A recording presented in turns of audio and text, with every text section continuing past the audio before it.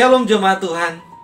Tidak terasa kita sudah berada di minggu ketiga di bulan Juli tahun 2020 ini.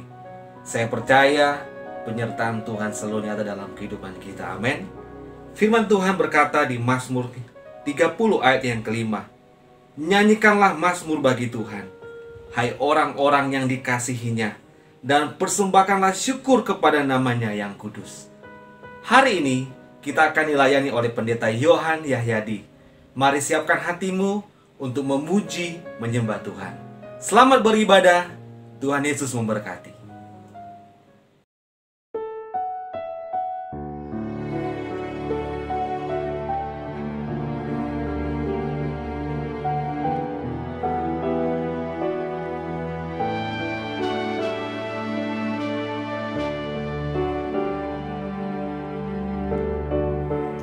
Hanya dekat kasih-Mu Bapa, jiwaku pun tentram. Engkau menerimaku dengan sepenuhnya. Walau dunia melihat rupa,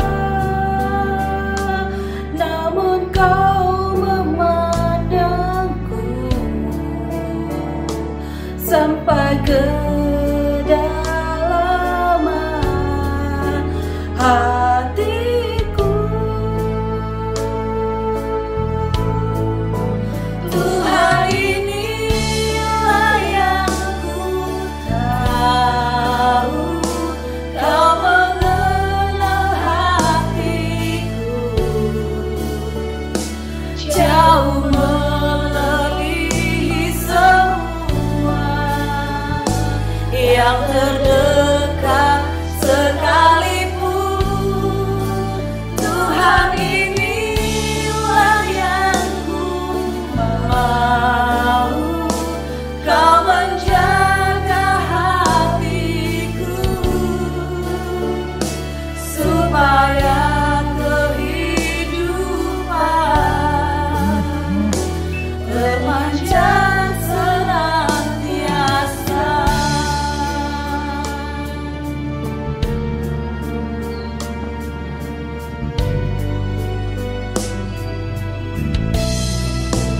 Tuhan, inilah yang ku tahu, Kau mengenal hatiku jauh melebihi semua yang terdekat sekalipun. Tuhan, inilah yang ku mau, Kau menjaga hatiku supaya kehidupan memancar senantiasa, supaya kehidupan memancar senantiasa.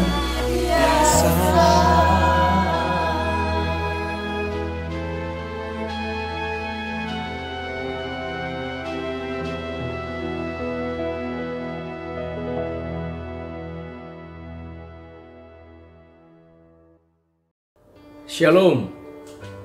Selamat pagi, apa kabar Bapak Ibu saudara kasih Tuhan Yesus Kristus? Senang sekali bisa berjumpa dengan Bapak Ibu saudara jemaat sekalian. Hari ini kita akan lagi belajar dari firman Tuhan.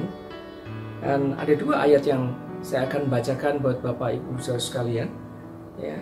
Yang pertama dari Amsal pasal yang 4 ayat yang ke-23 yang berkata, jagalah hatimu dengan segala kewaspadaan, karena dari situlah terpancar kehidupan. Ya, yang kedua dari Filipi pasal yang kedua ayat yang kelima, hendaklah kamu dalam hidupmu itu bersama menaruh pikiran dan perasaan yang terdapat juga dalam Kristus Yesus. Dua ayat firman Tuhan pagi hari ini mendasari renungan kita bersama. Bapak Ibu, saudara jemaat yang kasih Tuhan Yesus Kristus, manusia, makhluk hidup, kita ini semuanya, seperti diketahui, saya tidak bicara dengan dikotomi atau trikotomi, terdiri dari tubuh, jiwa, dan roh. Ya. Dan dalam jiwa, itu yang menjadi pusat penggerak kehidupan, energi, dan semangat, itu terdapat dari pikiran dan perasaan. Ya. Pikiran perasaan tidak bisa dipisahkan. Dan itulah bagian manusia. Seperti diketahui, ketika Tuhan menciptakan manusia, setelah dibentuk dari debu tanah, ya, lalu setelah menjadi bentuk, Tuhan menghembuskan nafasnya. Sejak itu manusia disebut makhluk hidup. Makhluk hidup adalah makhluk yang mempunyai akal budi. Itulah jiwa. Nah, di dalam jiwa itu adalah pikiran dan perasaan. Hari ini kita mau bicara tentang perasaan. Ya. Seringkali dalam hidup ini, seluruh hidup kita ditentukan oleh perasaan kita. Dan iman kita juga ditentukan, juga bertumbuhnya ditentukan dengan cara berpikir dan perasaan kita. Nah, orang sering berkata begini, orang itu nggak punya perasaan. Ya. Ada yang ekstrim, ya. Ada orang yang dikatakan, orang itu nggak punya perasaan, cool, sadis, ya, tidak punya hati, seperti itu. Nah, tapi sebaliknya ada orang, orang ini terlalu bawa perasaan ini, apa-apa terlalu ditarik ke dalam perasaan. Itu namanya baper. Baper itu kata ilmiahnya itulah memanjakan perasaan. Ya. Nah, seperti kalau kita memanjakan seorang anak ini seringkali seperti lemah, ya, kurang semangat, kurang bisa bertanggung jawab. Nah, kalau perasaan ini terlalu dimanjakan juga, itu yang disebut namanya baper. Apa-apa bawa dalam perasaan dan sebagainya.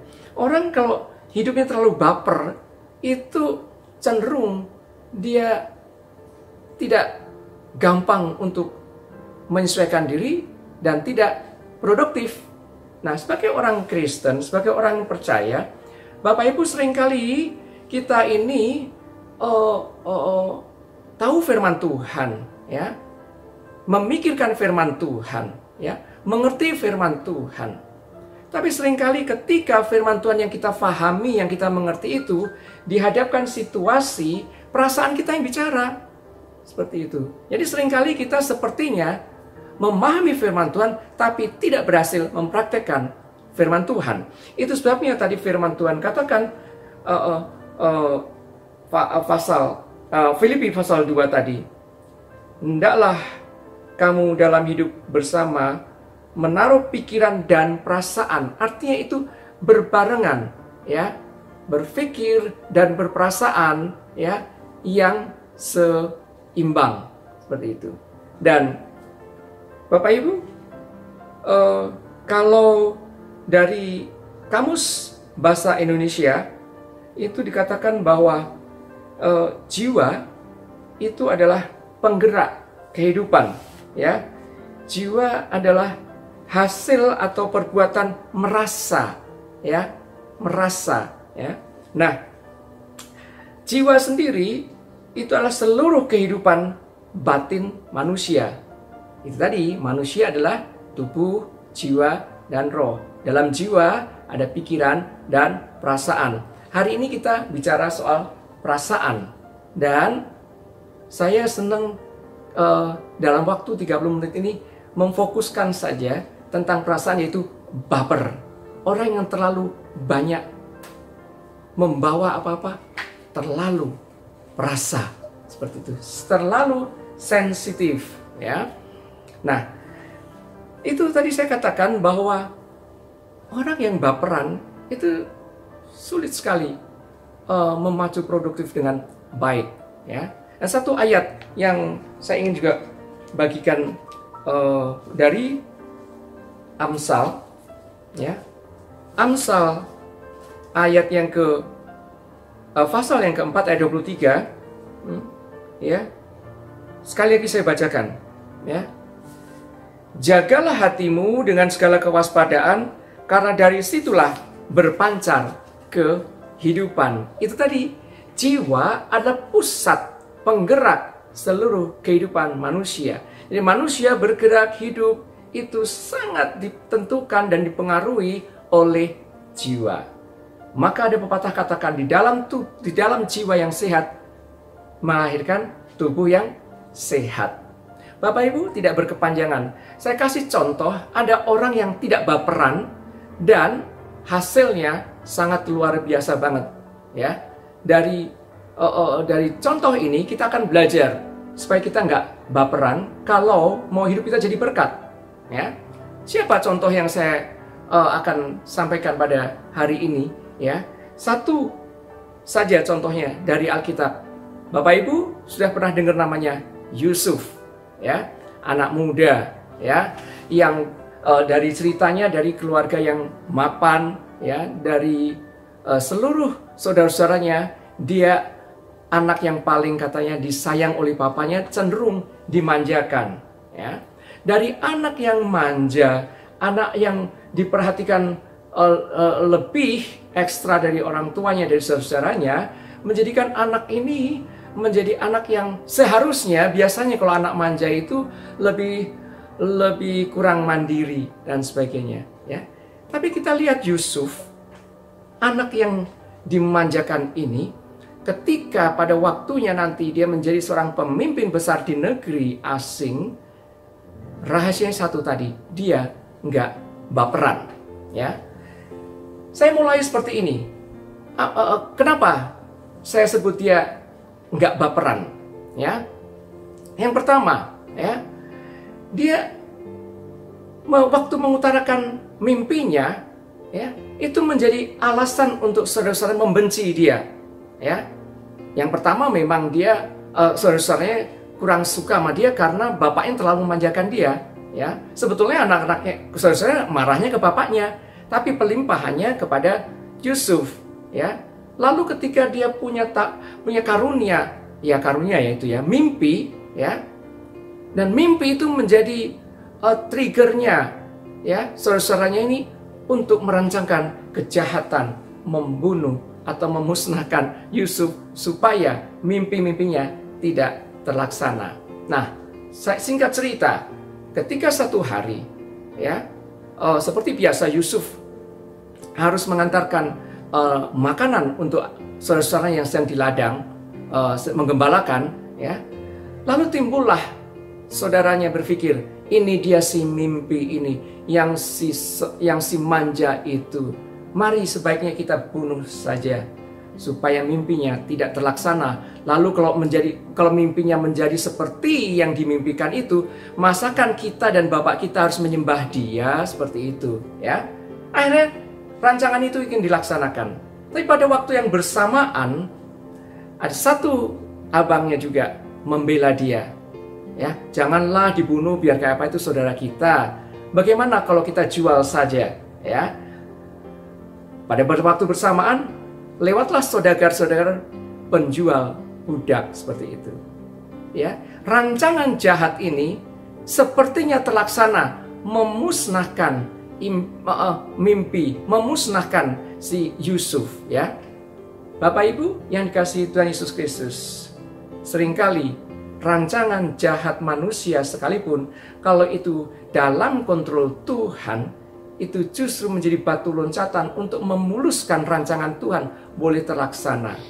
Dan ternyata ketika Yusuf dijual kepada saudagar ini, si saudagar menjual lagi Yusuf kepada Pak Potifar, yang kebetulan adalah kepala pengawal raja, seperti itu.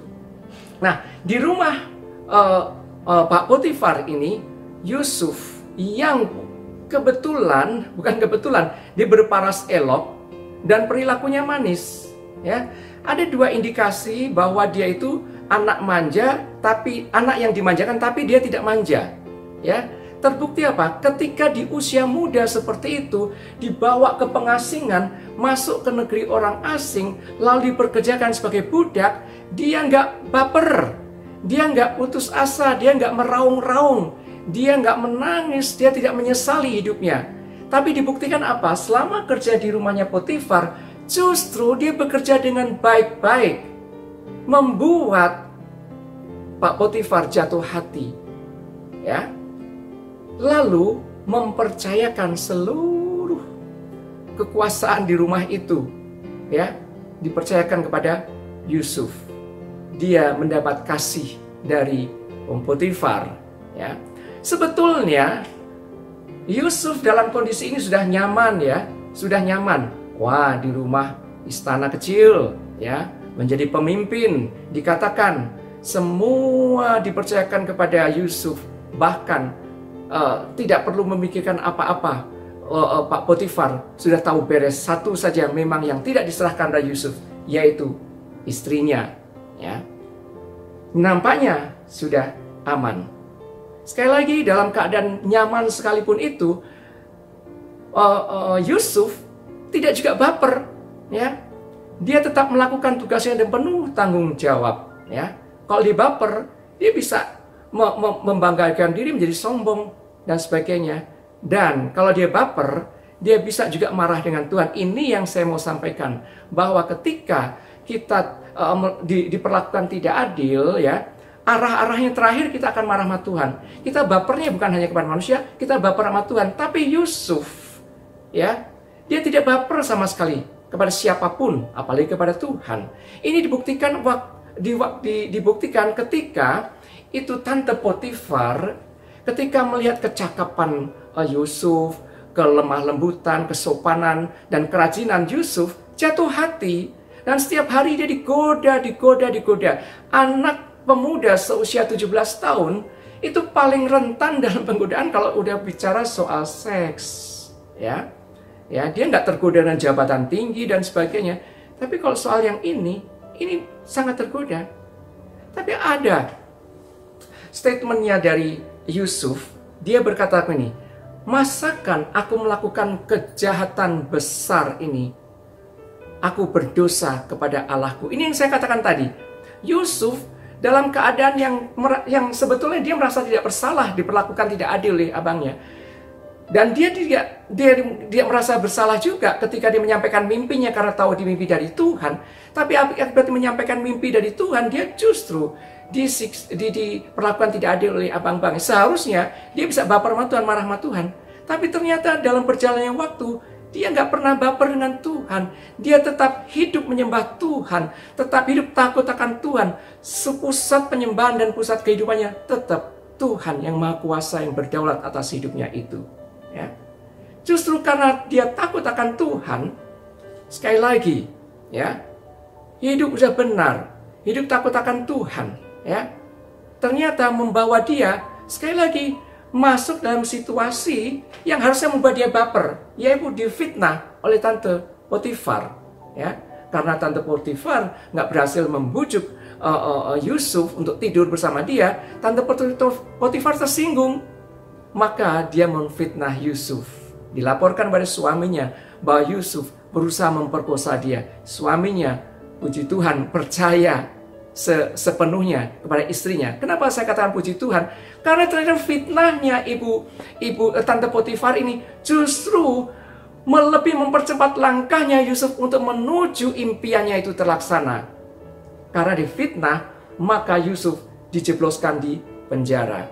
Lagi-lagi penjara seperti tempat yang tidak nyaman, ya, dari lubang sumur, lalu diangkat ke rumah istana kecil di rumahnya Potifar, lalu tiba-tiba kembali dipenjarakan. Seharusnya penjara tempat yang nggak enak, mesti dibaper, ya. Dia sempat bilang, aku ini sebenarnya nggak salah apa-apa, tapi diciduk lalu dipenjarakan seperti ini, ya. Soalnya dia baper. Tapi ternyata apa? Sekali lagi, dia nggak baper. Dia membuktikan apa? Dia tetap bekerja dengan baik. Dan lagi-lagi, dia mendapat kasih. Kepala penjara jatuh hati kepada Yusuf. Karena walaupun penjara, kelakuannya tetap katakan manis, sesuai dengan parasnya yang elok. Lalu dipercayakan lagi, mengambil alih seluruh pekerjaan kepala penjara. Dan kepala penjara tidak harus berbuat apa-apa, semuanya tahu beres. Yusuf tidak baper sama sekali.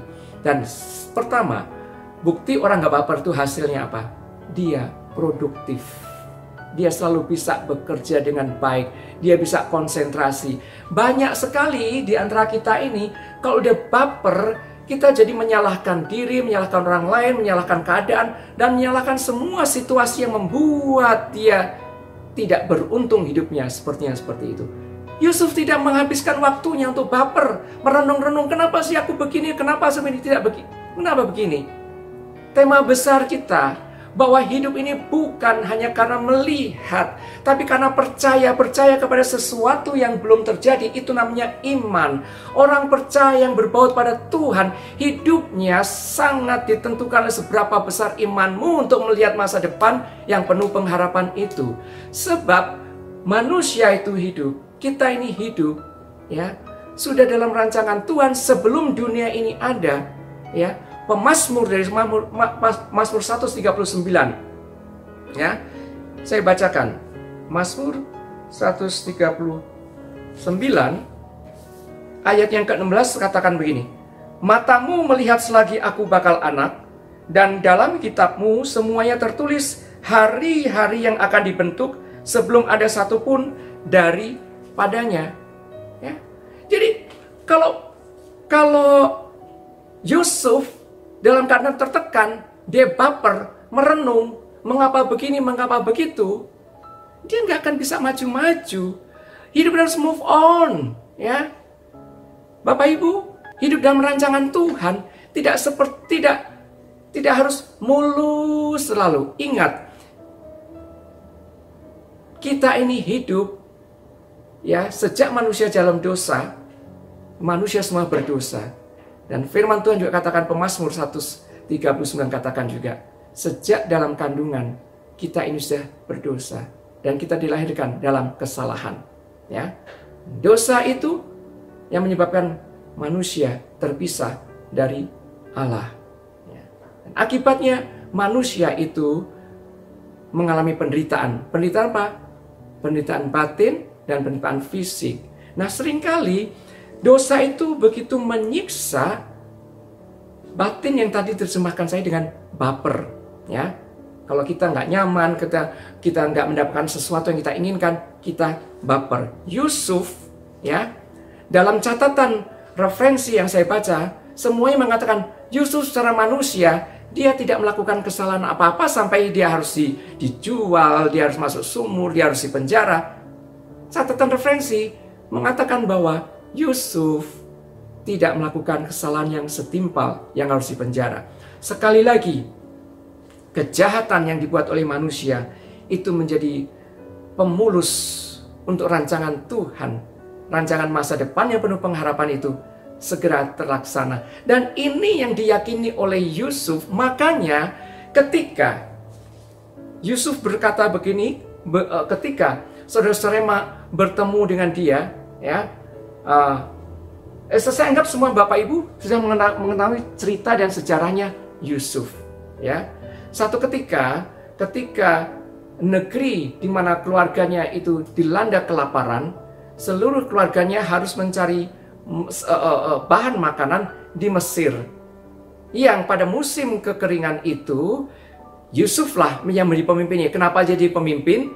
Karena dia dengan kebijakannya itu dia bisa menasihati Firaun, maka dia angkat menjadi wakilnya Firaun.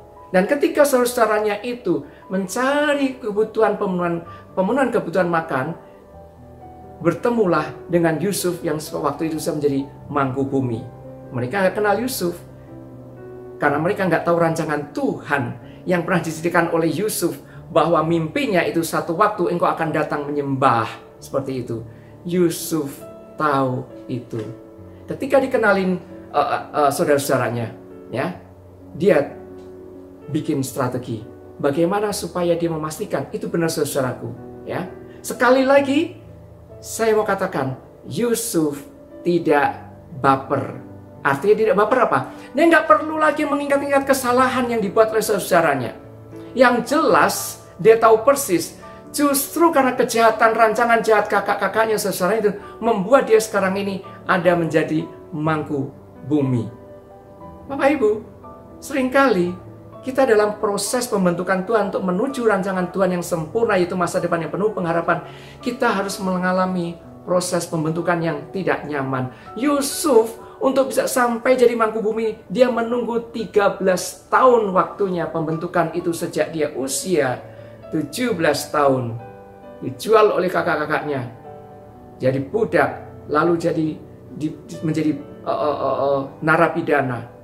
13 tahun dia dalam pembentukan, sampai akhirnya dia menjadi mangku bumi.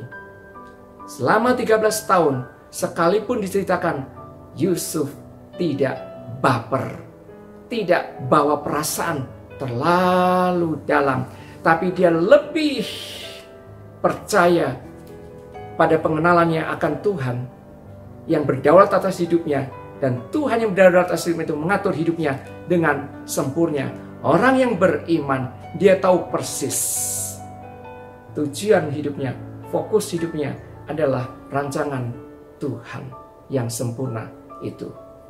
Yang kedua, ketiga, membuktikan bahwa dia nggak baper.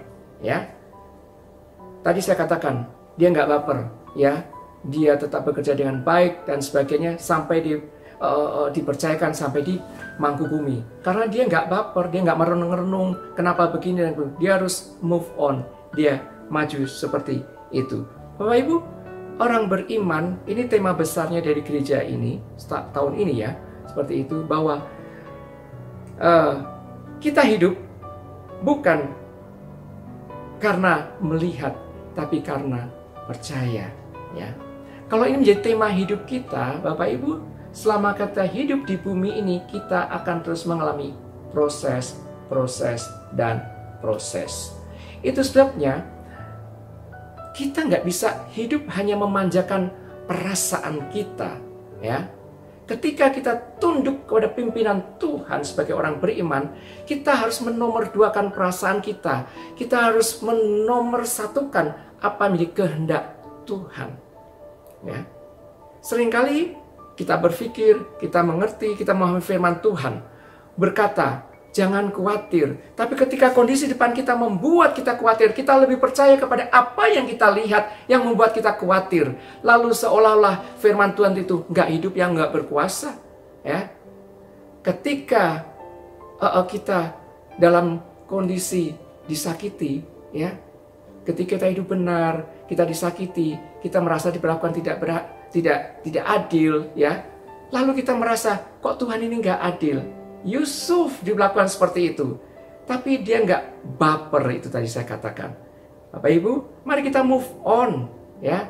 Kalau kita mau maju ke masa depan yang penuh pengharapan, mari kita hidup bukan hanya berdasarkan apa yang kita lihat. Kita hidup dunia ini akan melihat hal-hal yang banyak sekali yang tidak sesuai dengan pengharapan, yang tidak sesuai dengan keinginan kita. Tapi kalau kita hidup beriman, itu kita akan melihat jauh di sana, ya, jauh di sana, yang tidak hanya berdasarkan kasat mata, tapi dengan iman, ya, kita akan melihat rancangan Tuhan itu begitu indah dan sempurnanya.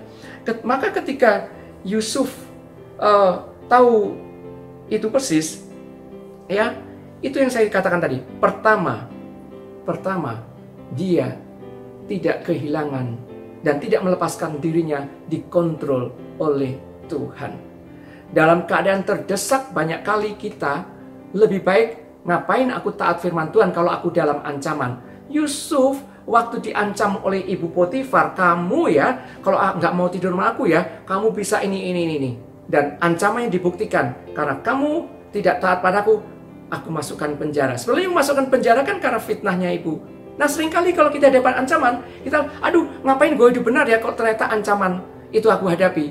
Mendingan aku udah deh menyimpang dari firman Tuhan. Yusuf, dia ada ancaman, dia lebih takut lagi kalau Tuhan memutuskan hubungan dengan dia. Maka dia pilih, aku di penjara. tapi aku tidak menyakiti hati Tuhan. Maka kata-kata ini yang saya selalu pegang dalam begini, yang dikatakan oleh Yusuf di Kejadian 39 ayat 9b. Bagaimanakah mungkin aku melakukannya perbuatan yang jahat ini, perbuatan kejahatan yang besar ini, dan berdosa terhadap Tuhan. Bapa di surga, Bapak Ibu yang kasih Tuhan Yesus Kristus, Bapa di surga melihat seluruh pergerakan kita, melihat pikiran kita, melihat dari hati kita. Manusia bisa dibohongin, manusia bisa tidak lihat. Saya khotbah di sini, orang nggak tahu isi hati saya. Mungkin saya punya rancangan jahat di hati saya, orang nggak ada yang tahu seperti itu. Tapi Tuhan tahu persis, dan itu Yusuf pahami persis. Aku nggak bisa berdosa, aku nggak bisa melakukan kejahatan sekecil apapun kalau itu sudah melanggar kehendak Tuhan, kalau itu sudah menyakiti Tuhan. Aku nggak mungkin lakukan itu. Itu tandanya orang yang beriman, orang yang tidak hidup hanya melihat, tapi hidup karena percaya, hidupnya diatur oleh Tuhan. Orang yang hidup diatur Tuhan, perasaannya juga dikendalikan sepenuhnya oleh Tuhan. Itu yang paling penting. Maka ketika Yusuf menyadari itu, dia akan melakukan semua pekerjaannya, semua yang dia lakukan dalam hidupnya, dilakukan seolah-olah untuk Tuhan. Dan itu moto kerjanya. Ya, moto kerja orang beriman adalah Kolose 3 ayat 23. Lakukan apa saja itu untuk Tuhan, bukan untuk manusia. Karena Tuhan akan memberikan upahnya yang pas. Yusuf tahu persis moto kerja itu. Seberapa apapun kondisiku, aku kerjakan ini untuk Tuhan. Seperti itu.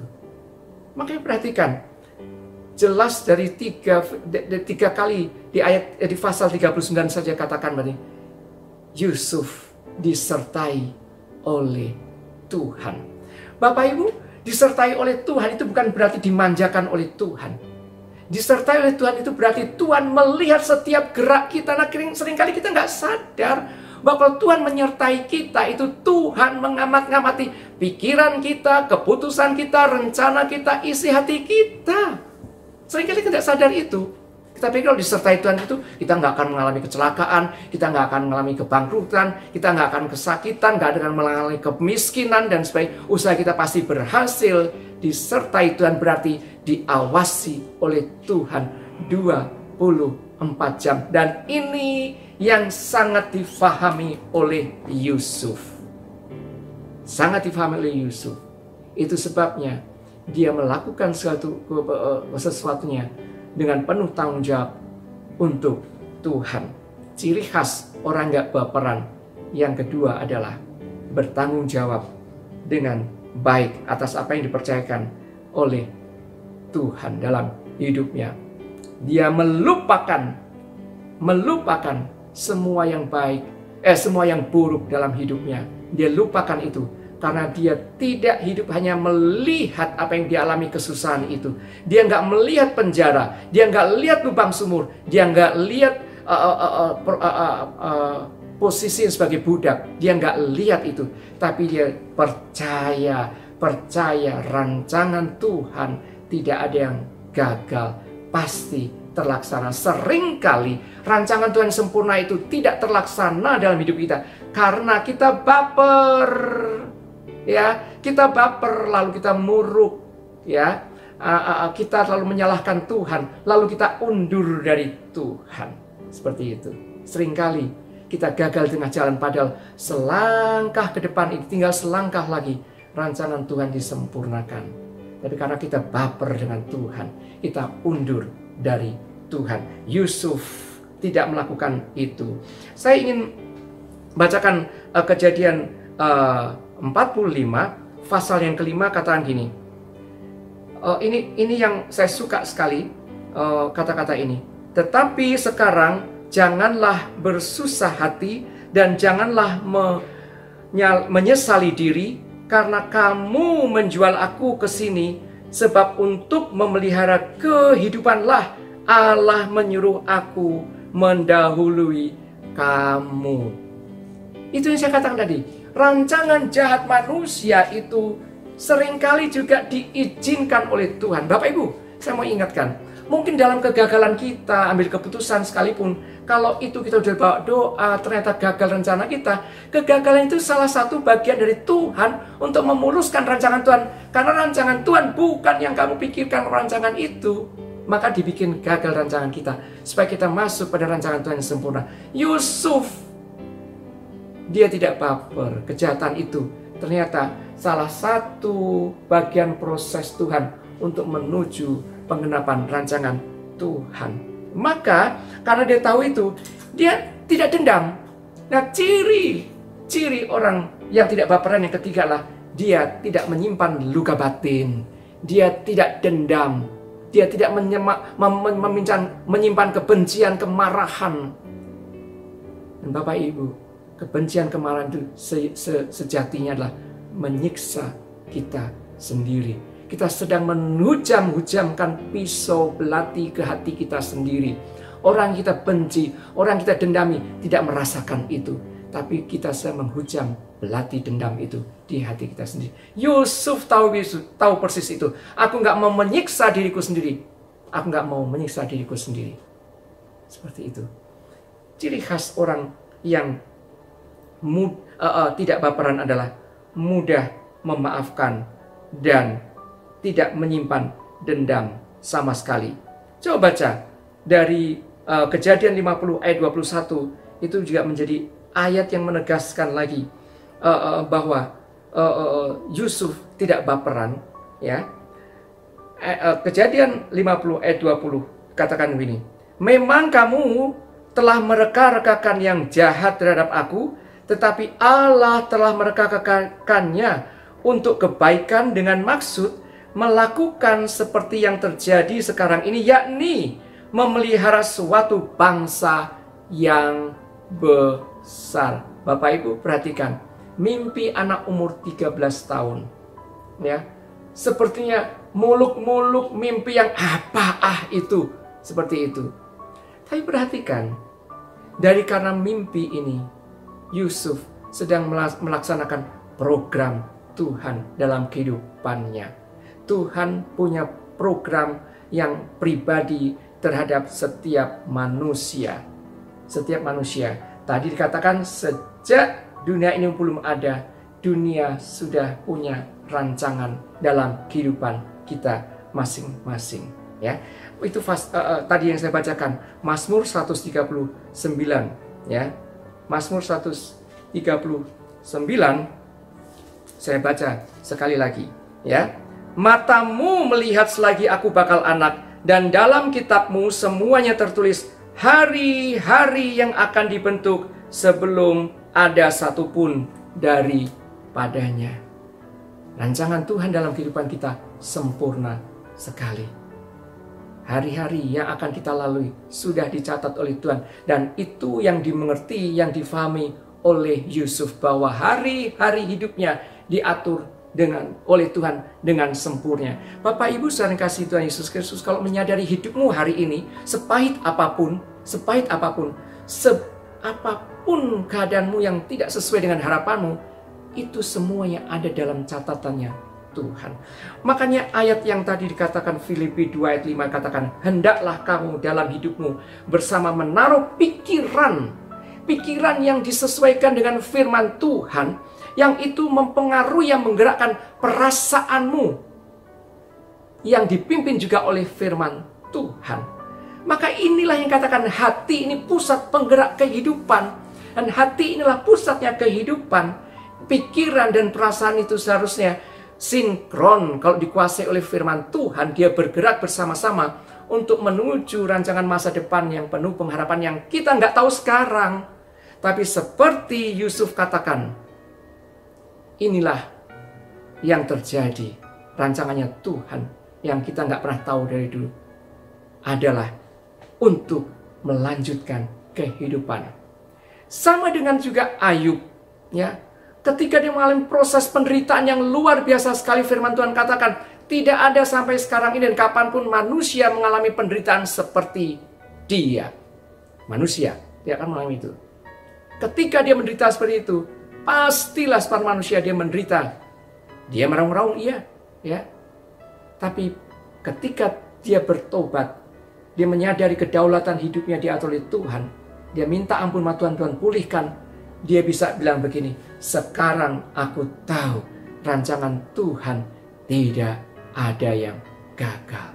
Kalau hari ini kita semuanya dalam proses Tuhan, kalau hari ini kita dalam keadaan yang tidak nyaman, Bapak Ibu, hiduplah bukan apa yang dilihat hari ini, tapi percaya rancangan Tuhan yang sempurna di masa depan itu indah.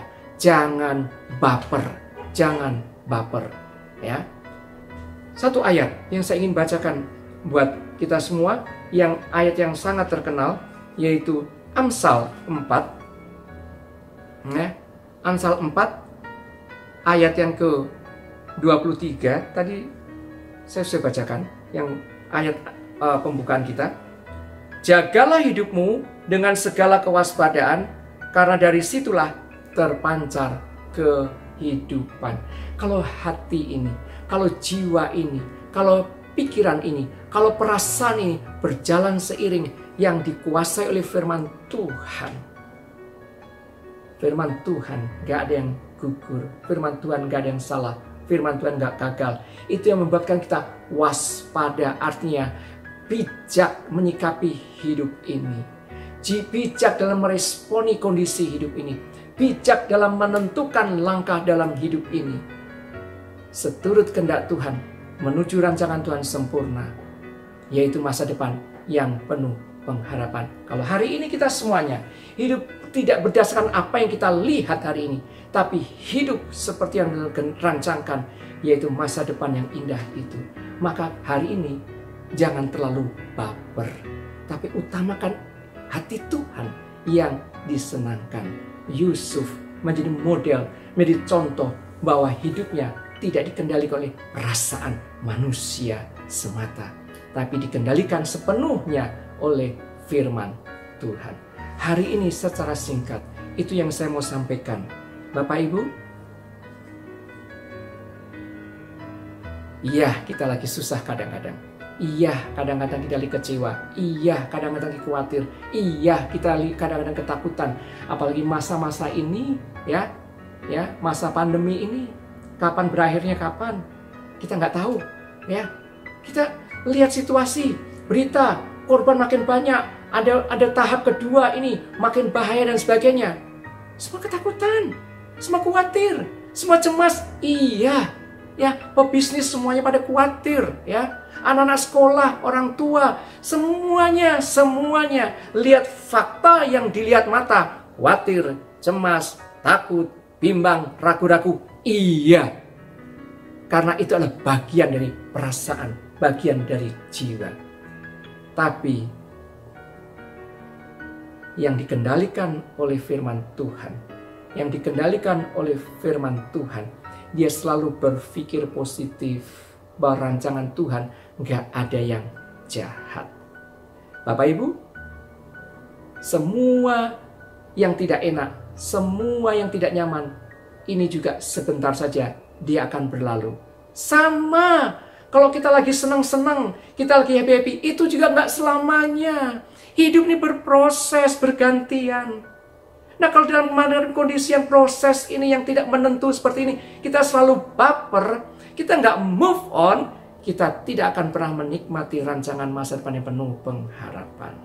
Maka hari ini belajar mensinkronkan perasaanmu, pikiranmu, jiwamu itu dengan hatinya Tuhan, dengan rancangannya Tuhan, dengan firman Tuhan.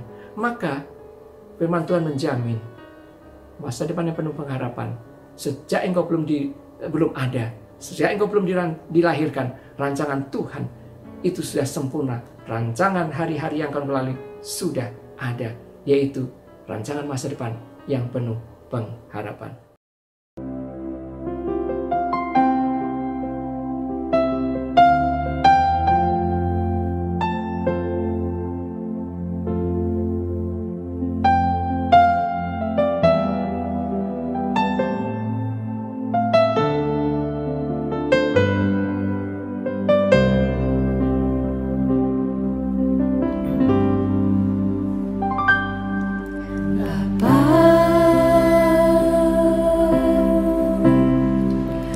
Engkau sungguh baik.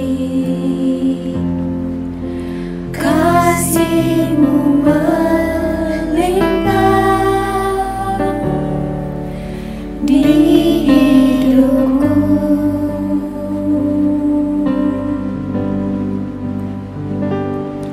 Bapa,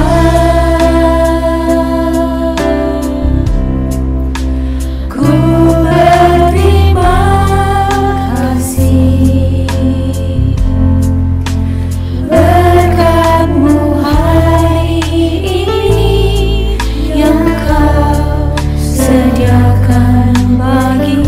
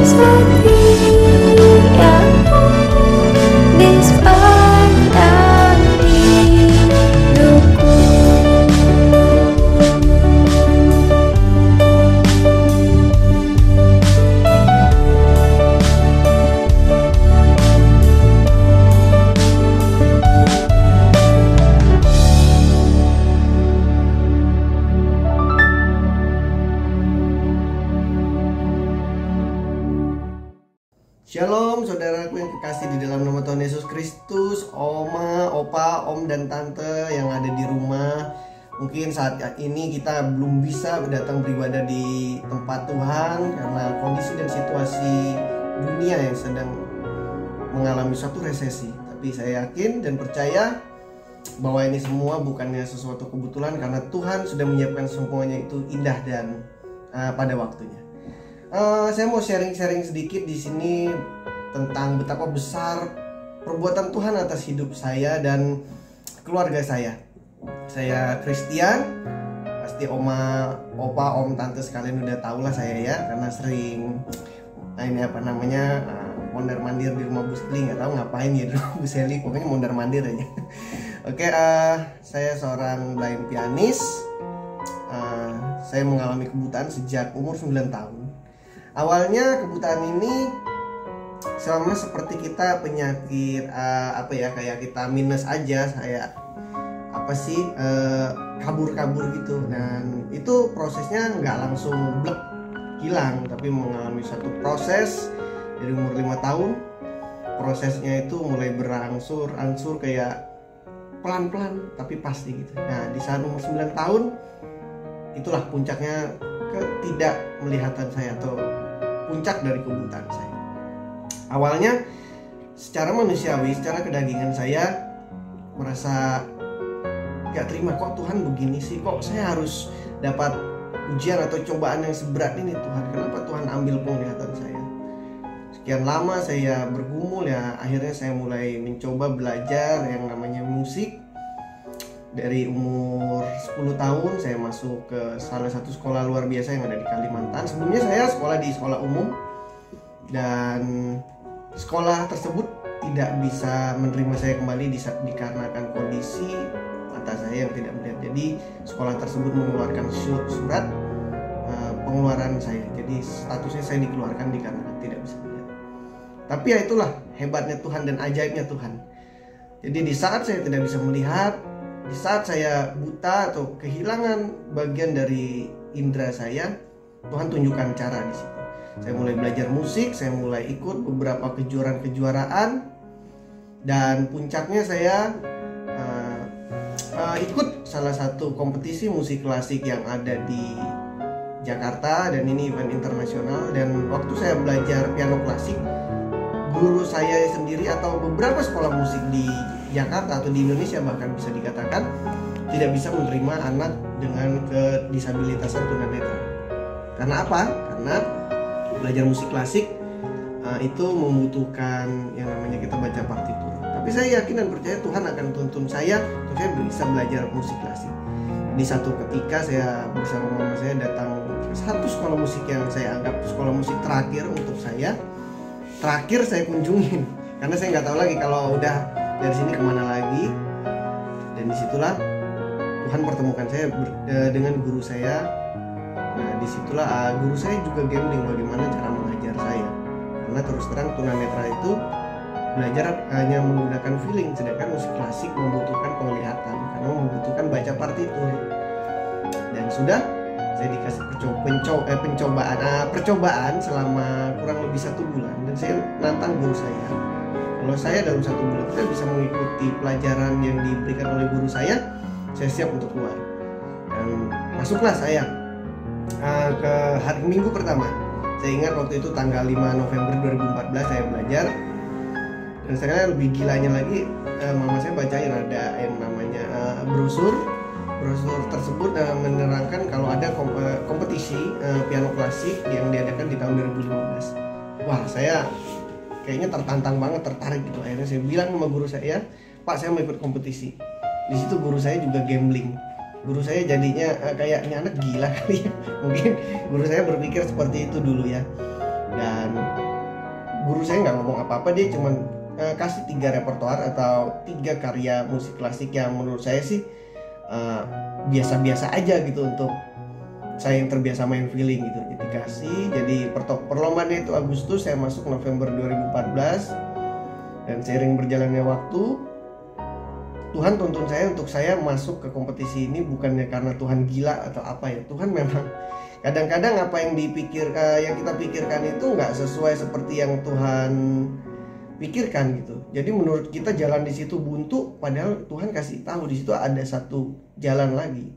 Karena Alkitab mengatakan walaupun 1000 rebah di kanan tapi 10.000 rebah, Tuhan akan bantu kita. Jadi ada satu ayat Alkitab di 1 Korintus 10 ayat 13 kalau saya tidak salah. Di situ Tuhan berbicara tentang kalau Tuhan itu tidak akan memberikan pencobaan melebihi batas kekuatan kita. Jadi kesimpulannya di sini saya tidak ingin berlama-lama dan saya akan tutup dengan satu pujian yang berjudul Tangan Tuhan Selalu Terbuka.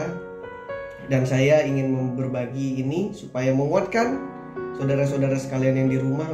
Jika engkau ada problem, engkau ada masalah, jangan pernah takut, jangan pernah menyalahkan Tuhan. Tetaplah bersyukur karena Tuhan akan menunjukkan semuanya itu dan memberikannya semua itu tepat pada waktunya. Dan kita harus percaya walaupun kita tidak melihat. Amin. Kita angkat satu pujian.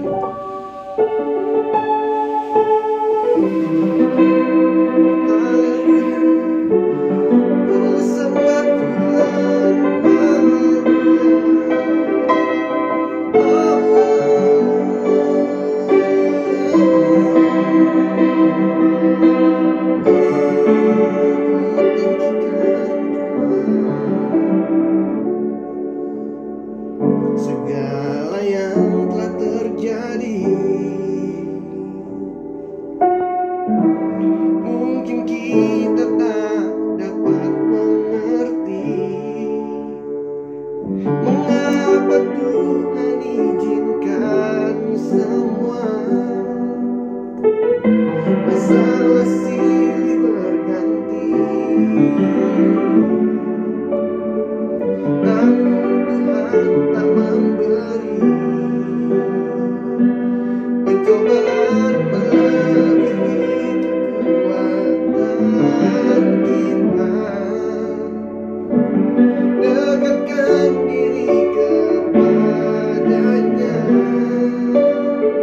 Dia Allah yang setia.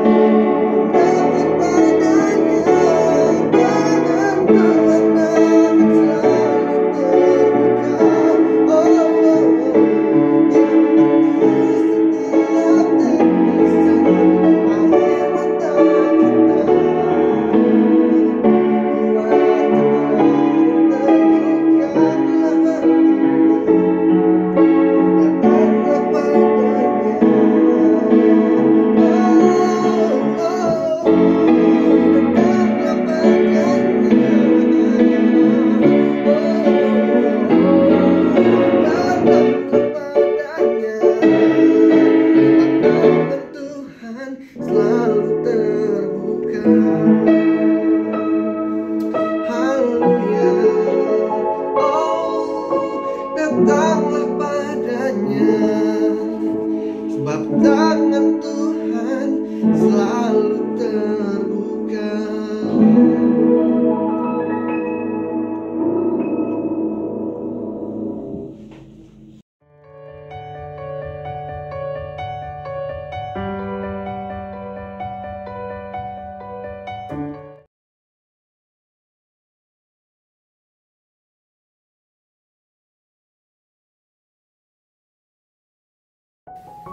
Shalom Jemaat Tuhan Gereja Kemuliaan Sion Sudirman. Terima kasih hari ini kita sudah bersama-sama mengikuti ibadah online. Biarlah kiranya damai sejahtera Yesus Kristus menjadi bagian kita dan keluarga kita dimanapun kita berada. Bagi jemaat Tuhan yang mengalami pergumulan dan ingin didoakan, boleh menulis di kolom komentar YouTube GKS Sudirman, dan nanti para pendoa, diaken, dan gembala akan mendoakan para jemaat Tuhan yang ingin didoakan. Terima kasih, Tuhan Yesus memberkati. Shalom.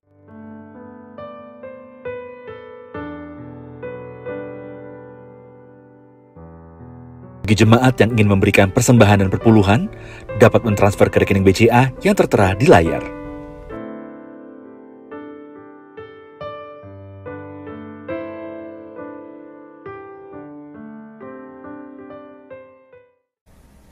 Shalom keluarga GKS yang dikasihi Tuhan.